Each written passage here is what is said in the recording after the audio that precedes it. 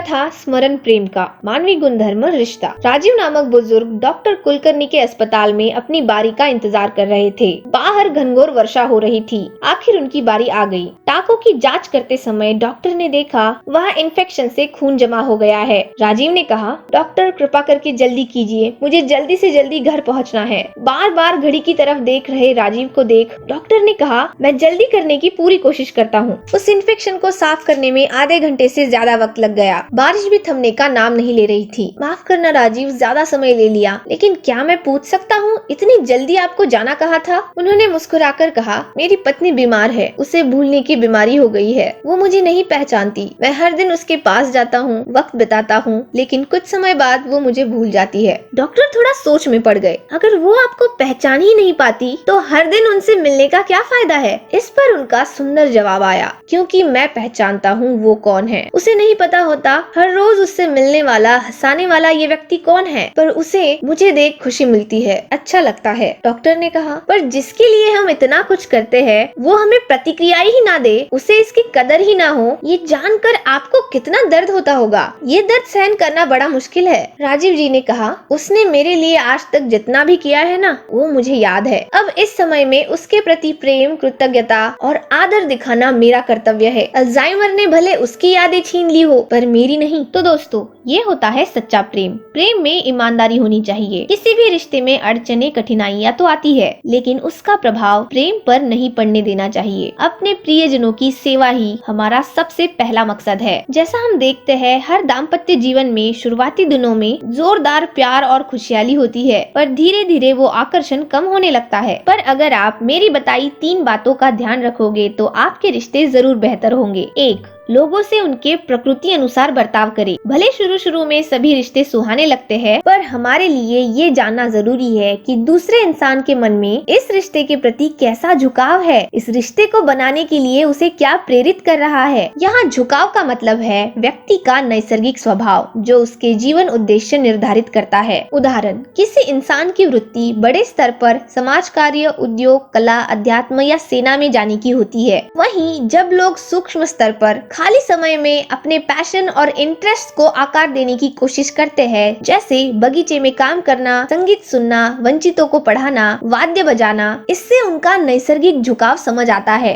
तो रिश्तों में इन झुकावों को समझकर उसकी सराहना करना, सपोर्ट करना रिश्तों को लंबी उम्र देता है। 2, चीजों को प्रभावी ढंग से करने के कई तरीके होते हैं, उसे पहचाने। हर व्यक्ति का काम करने का तरीका अलग अलग होता है। अगर हमें लोगों को अच्छे से समझना है तो उनका उस काम करने के पीछे के व्हाय, क्यों को समझना जरूरी है। कुछ लोग वर्क ओरिएंटेड होते हैं तो कुछ लोग इमोशन ओरिएंटेड। जब ऐसे लोग रिश्ते में बंध जाते हैं तो इनमें दिक्कत पैदा होती है। कुछ लोग परफेक्शनिस्ट होते हैं, जिन्हें एक काम पूरा करने के बाद ही दूसरा हाथ में लेना होता है। तो कुछ मल्टीटास्कर्स होते हैं, जो एक साथ अनेक कामों को अच्छे से संभाल लेते हैं। तो रिश्तों में हमें लोगों के व्यक्तित्व, पर्सनालिटीज को समझना चाहिए, एक दूसरे को मौका देना चाहिए, थोड़ा एडजस्ट करना चाहिए, एक दूसरे से सीखना चाहिए, एक दूसरे की कमियों को पूरा करना चाहिए। 3, लोगों के स्वतंत्र सोच रखने के अधिकार और आवश्यकता को पहचाने, उसका मान रखे। भले रिश्तों में लोगों के व्यक्तित्व अलग अलग होते हैं, जिसे समय समय पर समझना और सहायता देना जरूरी है, पर हमें ये भी बात समझनी चाहिए, हर व्यक्ति मौलिक रूप से एक जीव है, आत्मा है, जो नश्वर शरीर में बंधा पड़ा है, और आत्मा किसी बंधन की मोहताज नहीं होती। इसलिए हर व्यक्ति को कोई भी रिश्ता निभाते हुए अपने पसंद अनुसार जीवन सफल करने का, स्वतंत्र जीने का पूरा अधिकार होता है। अगली कथा,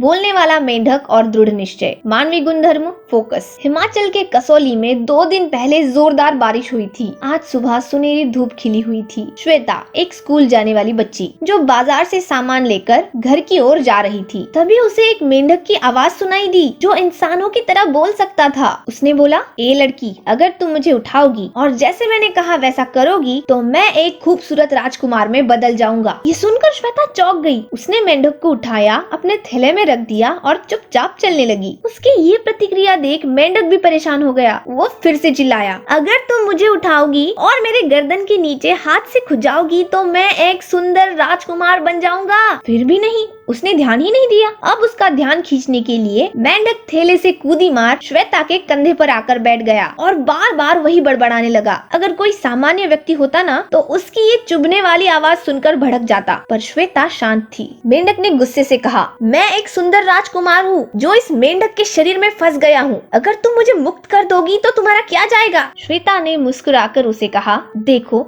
मैं एक छात्र हूँ जो अपने वर्तमान में अपना अच्छा भविष्य बनाने के लिए मेहनत कर रही हूँ। मेरे पास किसी सुंदर राजकुमार को संभालने के लिए वक्त नहीं है, पर एक बोलने वाला मेंढक अगर मेरे पास होगा तो मुझे ज्यादा पसंद आएगा। तो दोस्तों, क्या आपने भी ऐसी परिस्थितियों का सामना किया है जहाँ एक स्टूडेंट, एम्प्लॉय या फैमिली मेंबर के तौर पर आप पर बहुत सी जिम्मेदारियाँ होती है और उसे निभाने में या मार्ग से विचलित करने में कई ताकतें पत्थरों जैसे खड़ी होती है। जो लोग किसी उद्देश्य से भरे नहीं होते उन्हें हर छोटी छोटी बात विचलित कर देती है। भगवान श्री कृष्ण भगवत गीता में बताते हैं, शाश्वत दृढ़ निश्चय के बिना हम जीवन में कुछ भी हासिल नहीं कर सकते। जीवन में बाकी लोग तो बस थोड़ी बहुत मदद, मार्गदर्शन या प्रोत्साहन दे सकते हैं, पर अचल और अटल तो हमें ही रहना पड़ता है। इसलिए हमेशा उपभोग से ऊपर उद्देश्य को रखना चाहिए। विचारों के बीज शब्दों से होते हुए क्रिया में बदल जाते हैं, तो हम इन्हें 4 कैटेगरी में बांट सकते हैं। एक, नेसेसरी थॉट्स। ये हमारे डे टू डे एक्टिविटीज से संबंधित होते हैं, जैसे ब्रश करने से लेकर सब्जी लाने तक, ईमेल का रिप्लाई देने से लेकर अगले परीक्षा की तैयारी करने तक। जब हम इन सब का सही से नियोजन करते हैं उसे हम डिसिप्लिन कहते हैं। 2,